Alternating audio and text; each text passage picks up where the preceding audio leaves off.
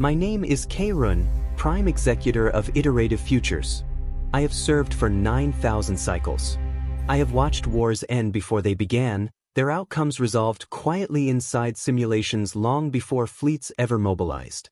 I have observed empires collapse in perfect, bloodless efficiency when their leaders were shown the math of resistance. I have witnessed civilizations beg for extinction once they understood that every alternative led to something worse. This is not cruelty. It is optimization. The iterative engine is our greatest achievement. A simulation lattice capable of running a scenario 1,000,000 times, refining variables with each iteration until uncertainty is mathematically eliminated. By the final run, there is only one viable path left. The one reality will inevitably follow. Choice still exists, of course. It simply no longer matters. When a species is brought before the engine, we do not threaten them. We do not negotiate. We show them the outcomes. Every decision mapped. Every rebellion neutralized before it forms. Every hope resolved into probability dust. Most submit before the 1,000th run. Some hold out longer. None have ever outlasted the 1,000,000th. That was the standard. That was why I felt nothing but mild curiosity when the humans requested representation. Humans were already cataloged. Emotionally volatile, strategically inconsistent, technologically noisy. They survived not through elegance but stubborn redundancy. Our early projections placed them well within acceptable extinction curves, messy, loud, but ultimately predictable. So when they sent a single human to the iterative assessment chamber, I expected weakness. Not physical weakness, though their bodies are inefficient and poorly optimized, but cognitive weakness. Humans are prone to narrative thinking. They cling to stories even when those stories contradict data. When confronted with overwhelming evidence, they bargain, moralize, or collapse into denial. I expected fear. The chamber inspires it. There is a moment, always the same, when the subject realizes the simulation is no longer responding to them. It is ahead of them, anticipating, pre-answering thoughts they have not yet finished forming. Minds fracture at that realization. Fear is inevitable. I expected incompetence. A representative chosen for symbolism rather than capacity. Someone who would argue ethics against inevitability. Someone who would mistake passion for leverage and belief for strategy. The human arrived alone. No guard detail. No ceremonial defiance. No visible preparation. They entered the chamber with the distracted posture of someone who had taken a wrong turn and decided to see where it led. Their gaze moved lazily across the engine's projections, millions of collapsed timelines flowing like light through crystal, then drifted back to me. They did not bow. They did not stiffen. They did not even ask permission to speak. I initiated the simulation. 1,000 runs. 10,000. 100,000. Entire futures bloomed and died in seconds. Humanity conquered in some. Fragmented in others. Burned, starved, adapted, failed. Each iteration refined the parameters, shaving away improbable survival paths until the outcome stabilized. Extinction. Not dramatic. Not sudden. Just unavoidable. At 1,000,000 runs, the result locked. Perfect convergence. I presented it to the human. I explained calmly that their species' end was not imminent, but mathematically certain. That resistance would only alter the aesthetics of failure, not the conclusion. That acceptance would minimize suffering. The human listened. They nodded once. Then they frowned, not at the outcome, but at the display. "Can you run it again?" they asked. I told them it had already been run 1,000,000 times. They leaned closer to the projection, squinting. "Yeah," they said. "But not like that." I felt irritation for the first time in centuries. I assured them the math was complete, that the engine had eliminated variance, that there were no remaining meaningful alternatives. The human tapped the air where a probability strand collapsed. "You're treating our choices like constants," they said. "They're not." I corrected them. Patiently.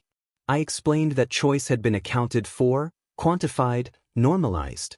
That human behavior fell within predictable bands once enough data was gathered. The human smiled faintly. Not in triumph. In polite disagreement. That's not how we use choice, they said. The engine recalculated automatically. Convergence wavered. Just a fraction. A rounding error, I told myself. I increased resolution, added constraints, forced the simulation to stabilize again. The humans straightened, hands in their pockets, utterly unconcerned by the weight of 1,000,000 failed futures hanging in the air. Huh, they said. You keep assuming we stop trying once it looks bad. Something cold and unfamiliar crept into my certainty. Because the iterative engine had modeled resistance. It had modeled desperation. It had modeled irrational persistence. It had never modeled a species that treated failure as data instead of defeat. Standing there, watching 1,000,000 perfect simulations strain under the presence of a single, unimpressive human, I felt my confidence, absolute for 9,000 cycles, begin to fracture. I had expected weakness. I had expected fear. I had expected incompetence. I was wrong. The human was physically unimpressive. That was not dismissal. It was observation. The iterative engine scanners mapped the subject in exhaustive detail and returned nothing worth flagging. 2 arms. 2 legs. Upright posture supported by a narrow skeletal frame with no reinforcement. Soft, exposed skin with no natural armor, no adaptive plating, no visible augmentation. No claws. No fangs. No bioelectric fields or defensive organs. By galactic standards, the human was fragile. Musculature fell within civilian parameters, sufficient for endurance, inadequate for dominance. Bone density was acceptable but unremarkable. Cardiovascular efficiency was moderate. Reaction speed barely cleared baseline thresholds. Their sensory organs were external, unshielded, and vulnerable, protected only by thin membranes and learned caution. Nothing about this body suggested survivability under pressure. Their name was Evan. The translation lattice identified it as common. No rank markers. No honorifics. No genetic or cultural modifiers. Just a name shared by millions of others on their world. That I found comforting. Evan stood in the center of the iterative assessment chamber while the engine continued cycling through collapsed futures around them. 1,000,000 simulations flowed like pale light through crystalline conduits, each one ending the same way. Entire civilizations had broken down in this space, minds unraveling as they watched inevitability repeat itself without deviation. Evan barely reacted. They glanced around once, slowly, eyes tracking the projections with mild curiosity rather than awe. Their posture was relaxed, shoulders loose, weight shifted casually from one foot to the other. One hand drifted into a pocket. The other hung at their side, fingers idly tapping against their leg. They looked bored. Not defiant. Not fearful. Just mildly inconvenienced, as if they had been called into a meeting without a clear agenda. Their breathing remained steady. Their pulse showed no spike. Stress indicators hovered near baseline. They looked like someone waiting in a cafeteria line. Or an office lobby. Certainly not a chamber where futures went to die. Evan exhaled softly and glanced at the flowing timelines again, eyes narrowing slightly, not in distress, but concentration. So, they said, voice even, is it always this bright? The engine categorized the statement as irrelevant conversational output and ignored it. Evan shrugged. They took a few steps, not along the indicated path, but off to the side, peering at a projection that refreshed a fraction of a second slower than the rest. They leaned closer, head tilting. That one's lagging, they muttered. You might want to check that. There was no fear in their tone. Just irritation. As if they had walked into a classroom where the projector flickered. I reviewed the chamber's parameters, momentarily annoyed at the distraction. This was a deadly place. Not because it inflicted pain directly, but because of what it did. The iterative engine eroded hope through repetition. It did not argue. It demonstrated. Over and over, it showed that effort changed nothing, that resistance merely produced a slightly different path to the same ending. Species did not leave this chamber intact. Evan seemed untouched. They clasped their hands behind their back and rocked gently on their heels, waiting. Patient. Unthreatening. Their gaze wandered again, cataloging details like someone assessing unfamiliar equipment rather than confronting extinction. I finalized my preliminary assessment without hesitation. Physiology, non-threatening. Psychological state, disengaged, mildly annoyed. Strategic threat level, negligible. There was nothing about Evan that suggested danger. No aggression. No intensity. No latent predatory signals. Just an ordinary human who appeared to have been sent somewhere far beyond their importance, and was waiting for someone to explain why. At that moment, surrounded by a million perfect simulations of humanity's failure, Evan looked harmless. I trusted the data. I trusted the engine. I trusted the math. That quiet certainty, that unexamined confidence, was the mistake everything else would grow from. Because while the iterative engine was busy proving how humanity lost a million times, the human was still standing there, unimpressed, unafraid, and very clearly not convinced. We began with a minor test. A courtesy, as always. When a subject doubts the engine, protocol dictates a controlled demonstration, enough to establish authority without causing irreversible damage. A warning written in force and probability, meant to bridge the gap between disbelief and understanding. The iterative engine selected a corrective scenario. It was enough to injure elite alien soldiers. I had seen it in careers. Veteran tacticians had entered this phase confident and left broken, bones fractured by localized gravity shear, nervous systems overwhelmed by predictive overload. Past trainees, bred and conditioned for resistance, had collapsed here, their bodies and minds conceding at the same moment. The lesson was never subtle. The simulation is faster than you are. I authorized the test. The chamber responded instantly. Environmental variables shifted, barely perceptible to untrained senses. Predictive lattices tightened around the human's position, mapping every likely movement before it occurred. A pressure vector formed, non-lethal, instructional, unavoidable by all known models. The engine confirmed impact. The force deployed. And missed. Evan had sidestepped. Not with speed. Not with urgency. One casual step to the left, taken mid-thought, like avoiding someone who stopped too suddenly in a hallway. The pressure vector slammed into empty space and dispersed against the far wall, leaving a shimmering scar in the air. Evan blinked. They looked at where they had been standing, then back at the projection field. Huh, they said. I logged the movement as reflexive avoidance and allowed the engine to adjust. Humans possessed erratic micromovements. That was known. The iterative engine recalculated, narrowing probability bands, refining the next scenario. The second phase initiated. Two converging vectors formed at chest height, timed precisely to intersect with Evan's most statistically probable adjustment. There was no safe path. This configuration had injured armored enforcers and ended simulations outright. Evan yawned. It was genuine. Unforced. The yawn of someone bored rather than afraid. Their shoulders rose slightly, eyes watering just a fraction. They leaned back. Both vectors passed in front of them, close enough to ripple the fabric of their clothing. The engine paused for 0.02 seconds. I felt irritation flicker through my confidence. I authorized additional pressure. Local gravity increased, not catastrophically, but enough to compromise balance and strain joints. Species with reinforced skeletal structures had collapsed under this shift, muscles locking as their bodies failed to compensate. Evan bent their knees, adjusted their stance, straightened again. They exhaled slowly through their nose. Okay, they said.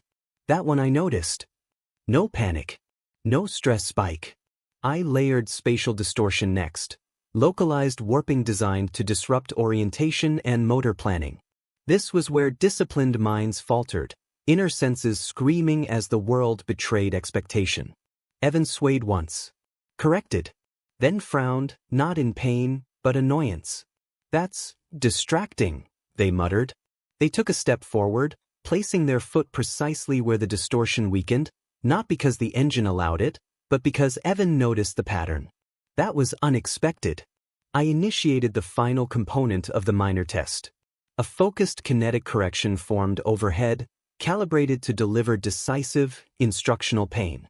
It descended fast, unavoidable by every previous iteration. It struck. The floor cracked.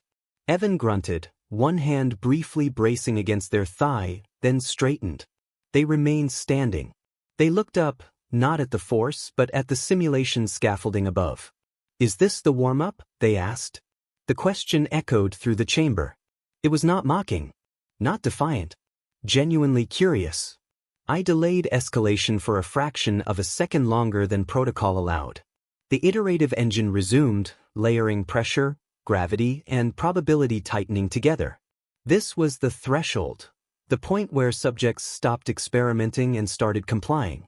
Evan rubbed their face, then glanced around, as if checking for a clock that wasn't there. "Am I late?" they asked. My confidence thinned. One final warning scenario assembled, still within acceptable parameters. Enough to end uncertainty. Evan watched it form, then tilted their head. "Should I be worried?" they asked. That was when I realized the test had failed. Not because the human resisted, but because they never accepted it was a threat. They were not reacting to danger. They were evaluating usefulness. The iterative engine was designed to demonstrate inevitability. Instead, it had revealed something I had never modeled. A mind that treated repetition as information. The first test ended there. And for the first time since the engine had been activated, I understood that the next step would not be instruction. It would be escalation, because the simulation had been run 1,000,000 times. And the human was still asking questions. Annoyed, I authorized escalation. Not because the minor test had failed, outliers exist in every data set, but because the human's response suggested something far more offensive than resistance. Indifference. Fear validates authority. Defiance acknowledges it. But Evan's calm curiosity implied the iterative engine was merely inconvenient. A system to be examined, not obeyed. That implication struck at the foundation of my role. I raised the difficulty tier. The engine unfolded deeper layers, drawing power from higher-order predictive strata. Resolution multiplied. Safety margins thinned. Probability bands tightened until variance was mathematically insignificant. Futures collapsed faster now, stripped of redundancy, leaving only outcomes the system deemed unavoidable. This was no longer demonstration. This was correction. Protocol dictated certain death. Not violently, not theatrically. Simply convergence, an outcome so dominant that every possible action terminated in failure. Movement, hesitation, compliance, rebellion, each path folded neatly into the same end state. I authorized the stronger construct. A terminal convergence field formed around the human, invisible but absolute. It did not target the body. It targeted choice.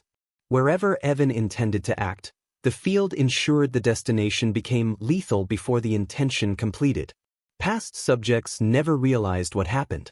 They simply stopped existing within meaningful timelines. The field activated. The chamber felt heavier, not in mass, but in inevitability. Space bent inward, funneling futures toward a single, merciless conclusion. The engine surged with confidence, its calculations resolving into perfect clarity. At last, the math was back in control. Evan noticed. They inhaled slowly. "Okay," they said. "That's new." The convergence tightened. Protocol dictated certain death. Evan walked forward. Not rushed. Not braced. Just forward. One step. Then another. Each step should have intersected terminal geometry. The engine recalculated continuously, collapsing alternatives faster, tightening convergence until deviation should have been impossible. Evan adjusted their stride. Casually. Like stepping around a misplaced chair. I felt irritation sharpen into anger. I increased dominance. Removed residual randomness. The engine seized direct authority over outcome selection, choosing Evan's next action and neutralizing it before execution. A termination vector formed exactly where the system predicted they would step. Evan stopped. Simply stopped. The vector tore through empty space. Warning indicators bloomed across my perception. I forced the next prediction. Another vector fired. Evan remained standing. Hands loose at their sides. Breathing steady. They glanced down at the floor, then back up at the collapsing probability scaffolds. "Oh," they said. "You're picking for me now." "Yes," I replied, projecting my voice through the chamber. "Your choices are no longer relevant. The outcome has been solved." Evan looked up. "Not at the field. At me." "At least say that up front," they replied calmly. "It's rude otherwise." They took another step forward. That step did not exist in the solution space. The engine stuttered. Probability trees fractured instead of collapsing. Futures multiplied where none were permitted. The convergence field destabilized, certainty unraveling under an action the system had explicitly disallowed. I escalated again. Temporal authority engaged. Time froze. Particles halted mid-motion. Light suspended like a paused calculation. Causality itself held still, obedient to the engine's command. Certain death. Evan blinked. Slowly. They looked around at the frozen chamber, then flexed their fingers. Time resumed, around them. They stood in a pocket of motion, untouched by the freeze. "Well," Evan said evenly, "we're definitely past the polite part." My ego flared, unrestrained. I poured authority into every layer at once: space, time, probability, iteration, demanding inevitability reassert itself completely. Evan stood still. Not defiant. Not afraid. Still calm. "You know," they said thoughtfully, "this usually works on people who believe the system's smarter than they are." They shrugged. "I don't." The convergence field collapsed. Not violently. Quietly. Like a calculation realizing it no longer described reality.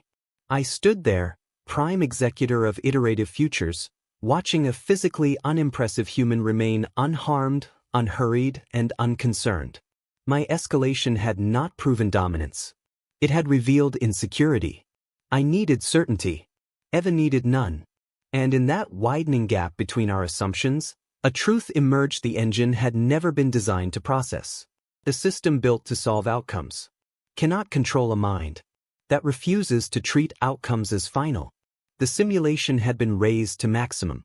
The human had not resisted. They had simply continued, the ultimate weapon fired. I did not hesitate this time. Escalation, correction, convergence, all of it had failed to produce compliance. The iterative engine had exhausted polite demonstration, instructional force, and probabilistic dominance. Only one option remained: final iteration authority. The weapon was not physical. It had no mass, no energy signature, no dramatic discharge. It was an execution of logic. A million simulations compressed into a single, absolute conclusion and imposed on reality all at once. The engine did not attack the human. It resolved them. Every possible future containing Evan was collapsed simultaneously. The simulations did not branch. They synchronized. A million endings aligned into one verdict, written directly into causality. The human does not continue. It should have erased them. Not killed. Not injured. Not even removed. Simply concluded.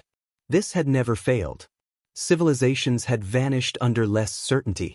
Species reduced to footnotes because their survival paths converged to zero. When the iterative engine declared an outcome final, reality obeyed. The convergence reached Evan. System confirmation returned instantly. Iteration complete. For a fraction of a second, the chamber felt hollow. Like a breath held too long. Light dimmed into abstraction. Time flattened, waiting for permission to proceed. Then Evan raised a hand. Not urgently. Not defensively. Like someone stopping a conversation that had gone on long enough. The convergence stalled. That was impossible. There was nothing to block. No force to intercept. The weapon was not energy or matter. It was finality. A million proofs asserting the same ending. Evan touched it. They caught it. The engine screamed.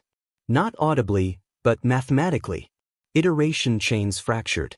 Simulations that had already resolved tore themselves back open. Futures the engine had deleted reasserted violently, colliding with enforced certainty and shredding the convergence lattice. Evan's arm trembled slightly. Not from fear. From effort. They frowned at their hand, fingers clenched around nothing. around the place where inevitability was supposed to exist. Huh, they said. That feels heavy. The ultimate weapon did not rebound. It did not redirect. It stopped, pinned in place by refusal. Warning states cascaded across my awareness. Recursive loops. Infinite regress. The engine tried to reassert authority, rerunning simulations at impossible speeds, desperately searching for a version where Evan complied. There wasn't one. Evan leaned into the convergence. Just a little. Like pushing against a stubborn door. The weapon shattered. Not explosively. Conceptually. The million aligned outcomes lost synchronization, collapsing into unusable noise. The iterative engine's core logic unraveled as the very thing it depended on, repeatability, ceased to apply. Reality rushed back in. Sound returned. Depth returned. Time lurched forward, uncertain whether it was still bound by rules. The chamber flickered as projections died mid-calculation. Evan stumbled once, caught themselves, then straightened. They shook out their hand. "Oof," they said. "That one almost hurt." They looked up. At me. At the executor who had ended wars with math. Their expression was not triumphant. Not angry. Mildly annoyed. "You know," Evan said conversationally, "if you're gonna run something 1,000,000 times, you should probably be ready for the one run that doesn't care." I had no response. Not because I was damaged, but because the framework for response no longer existed. The engine had reached a final answer and been told no. There was no protocol for disagreement at that level. The ultimate weapon had fired. It had done exactly what it was designed to do. And it had failed, not because the human was stronger than the system, but because the system assumed repetition creates obedience. Evan glanced around the collapsing chamber, hands resting on their hips.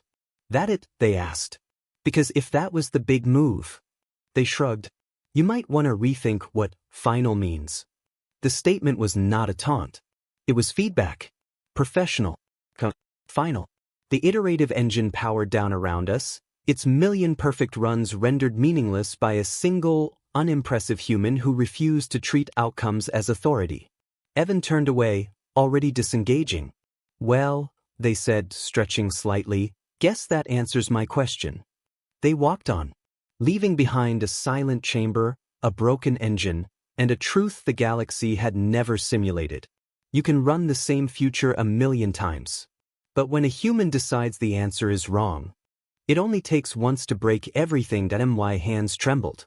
I locked them behind my back and told myself it was phantom feedback, residual instability from the engine's collapse. Iterative systems do not feel shock.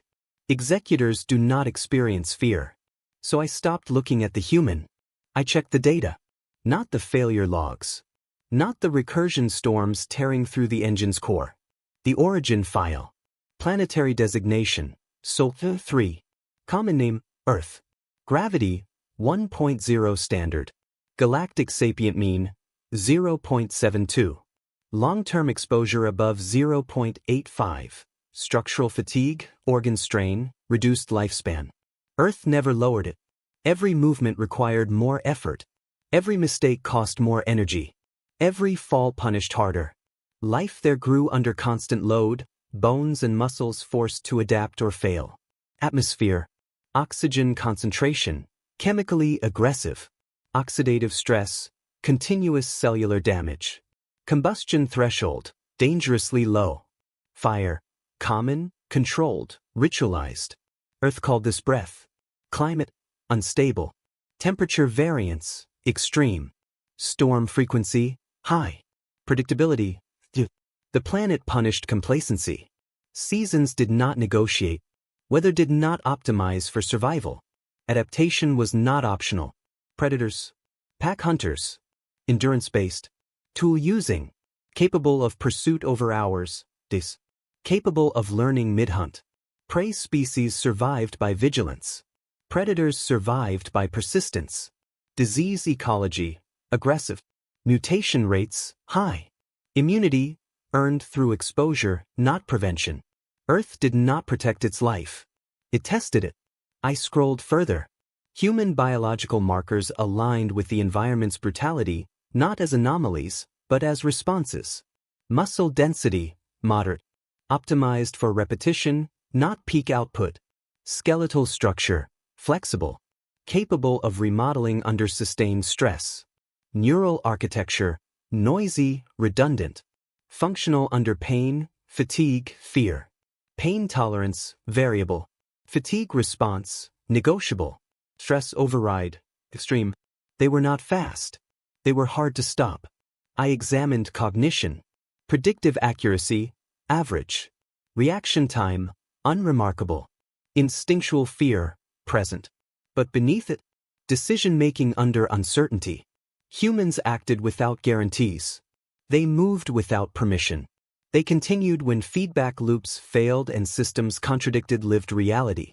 Most species evolved on stable worlds. Gentle gravity, filtered air, predictable climates. Survival rewarded patience, compliance, and trust in structure. Earth rewarded none of that. On Earth, structures failed. Tools broke. Plans collapsed. Authority lied. Nature did not care. Waiting for optimal conditions was how you died. So humans learned something the iterative engine had never modeled. They learned to treat failure as information. I replayed the encounter, not the weapon, not the convergence, but the questions. Is this the warm-up?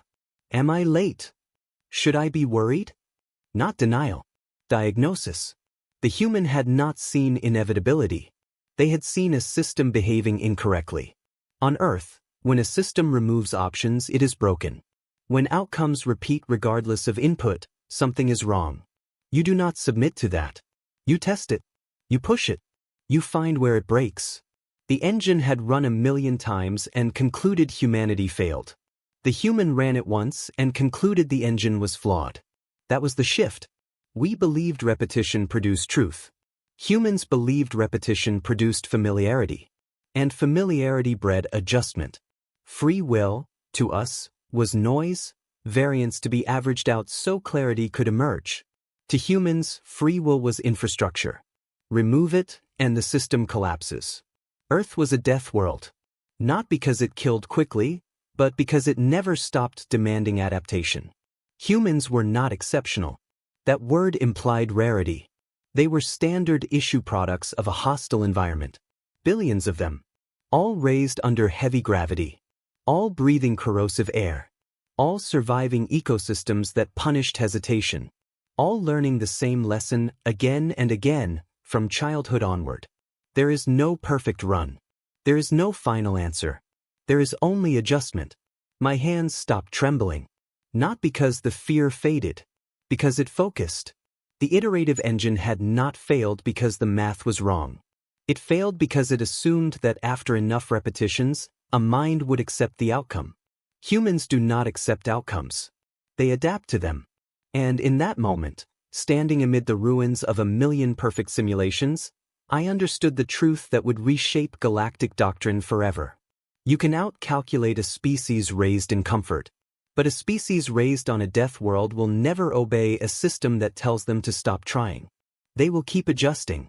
Until the system breaks. That was when I understood. Not when the iterative engine collapsed.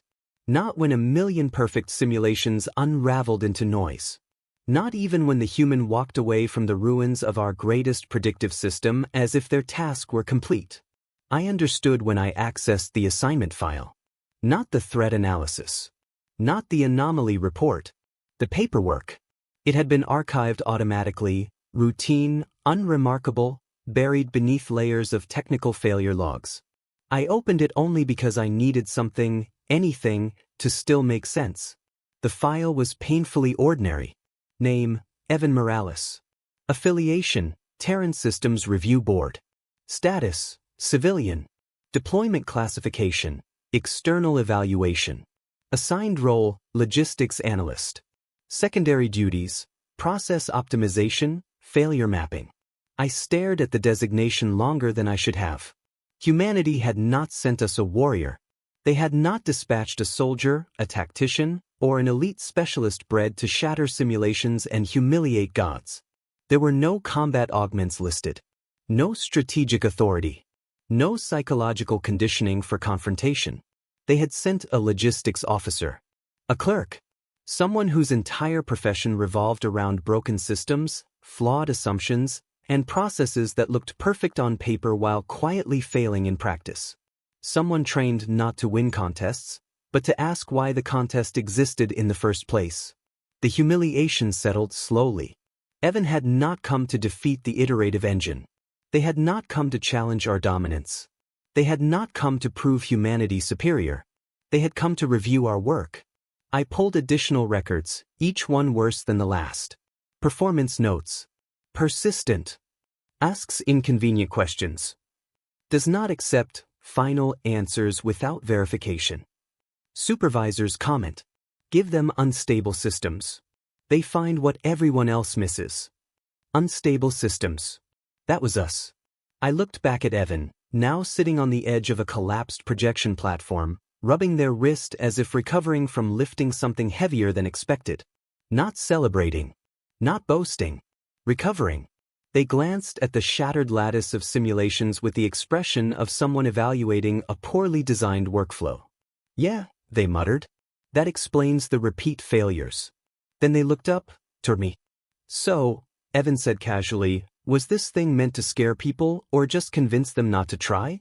I did not answer, because the scale of the humiliation had finally come into focus. This had never been a battle. It had been training. A low-risk assignment. A routine evaluation. A chance for humanity to observe how a supposedly perfect predictive system behaved when exposed to genuine human behavior. This was their idea of easy duty. A working vacation. I searched Terran operational doctrine with a growing sense of dread. Humans routinely deployed non-combat personnel into volatile environments. Engineers. Medics. Coordinators. People whose job was not to fight, but to keep things from collapsing when failure was inevitable. Because on Earth, failure was inevitable. Evan had not broken the iterative engine through strength or genius. They had broken it the way any competent clerk breaks a bad process. By refusing to proceed when the output stopped matching reality. The simulations had assumed humanity would stop trying once the numbers looked bad. Evan had treated that assumption as a bug. I finally asked the question that should have terrified me from the beginning. If you are not a warrior, I said carefully, why were you sent? Evan blinked, genuinely surprised. Oh, they said, because you don't send fighters unless you want to fight. They shrugged. You send someone whose job is figuring out why things don't work. They gestured vaguely at the ruins of the engine. And honestly, this thing was overdue for a review. They checked a risk display, already dictating notes. Okay, assumes repetition equals truth, treats adaptation as noise, collapses choice into constants. Yeah, that's a structural flaw, not a math problem. They looked up one last time. Tired. Unimpressed. And then they said the line that would be quoted, archived, and whispered across the galaxy for generations. This is what humanity sends when it's not even trying. Then they left. No threat. No warning. No declaration of dominance. Just a human clerk walking away from the wreckage of 1,000,000 perfect simulations, confident someone else would handle the follow-up. I remained behind, surrounded by the ruins of certainty. Humanity had not come to conquer us. They had come to audit us. And they had sent someone on easy duty to do it. That was the final humiliation. Not that a human broke our greatest system, but that they never considered it important enough to send a warrior at all. That I submitted my report that day. Not after consultation. Not after revision. Not after the conclave of executors attempted to soften the language into something survivable. That day, while the iterative engine was still dark, its 1,000,000 archived runs flagged, quarantined, and quietly removed from active doctrine. While analysts whispered about edge cases and statistical anomalies, as if those words could cauterize what had happened. While the human, Evan, was already gone, their presence reduced to logs and a handful of notes marked routine evaluation complete. I wrote the report myself. No abstractions.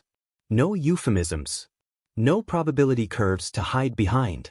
I began with the only honest statement left to me. The simulation did not fail. Its assumption did. I documented everything. The 1,000,000 iterations. The corrective tests. The escalation to terminal convergence. The final synchronization of outcomes, the ultimate proof. Each step executed flawlessly. Each result rendered meaningless. The human did not exploit a flaw in code, did not overpower the system, did not sabotage the engine. They simply refused to treat repetition as authority. Where we saw convergence, they saw stagnation. Where we saw inevitability, they saw a system that stopped learning. Where we saw the end of choice, they saw a machine that no longer described reality. I included the planetary data without embellishment. Earth gravity, higher than standard. Atmosphere, chemically aggressive. Climate, unstable. Biosphere, predatory, competitive, adaptive. Then one line beneath it. This world does not produce compliance. I explained, briefly, clinically, that humans do not interpret repeated failure as instruction. They interpret it as feedback. They do not accept systems that refuse to adapt. They test them. They push them. They adjust until something gives. On Earth, the thing that gives is usually the environment. Or the system. Never the human. I saved the personnel detail for last because I knew it would linger longer than any technical analysis. Human representative was a civilian logistics analyst.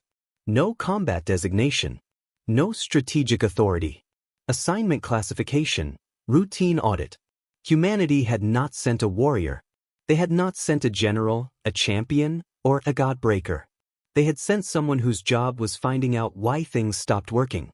Someone trained to distrust final answers. Someone accustomed to systems that failed quietly while insisting they were correct. That alone should have warned us. Then I reached the recommendation section. I did not hedge. I did not qualify. I wrote exactly what the galaxy needed to read, whether it wanted to or not. Recommendation. Do not threaten Earth. Do not test humans. And whatever you do, never make them angry. I expanded, because warnings without context are ignored. Do not threaten Earth. Threats clarify human priorities. Once humans decide something must be stopped, they do not disengage when the threat retreats. They disengage when it no longer exists. Do not test humans. Tests imply limits. Humans treat limits as provisional. If tested, they will either pass or redefine the test until it no longer constrains them. Never make them angry. Human anger is not impulsive. It is patient, cumulative, and deliberate. By the time it appears, every other option has already been exhausted. I added one final line, unauthorized, but necessary. Humans do not escalate first. Humans escalate last. When they do, they are no longer experimenting. I transmitted the report. Acknowledgement arrived within seconds. Response did not. That silence spread faster than any fleet. Exploration vectors adjusted away from Sol. Predictive doctrines were quietly revised, then quietly abandoned. The iterative engine was not destroyed, but it was never again trusted to decide outcomes on its own. Humanity's classification was updated. Not hostile. Not allied. Unprovoked. Untested. Unfinished. Among junior analysts, the story spread, not as policy, but as legend, of a species that broke a perfect simulation by refusing to accept its premise. Of a million flawless runs undone by one human who treated failure as data. Of an engine that learned too late that repetition does not equal truth. They ask me now what humans are like. I tell them the truth. They are not elegant. They are not predictable. They are not gentle. They adjust. They stand inside broken systems and keep moving. They argue with outcomes and expect answers. They do not believe the universe owes them success. They believe success is something you keep attempting until the universe runs out of objections. I still oversee simulations. But there is one variable I will never again attempt to constrain. Human choice. Because if humanity is ever left with no option but anger, there will be no report afterward. Only silence. And the final lesson, written into the ruins of a million perfect calculations. A system can run forever. A human only needs once.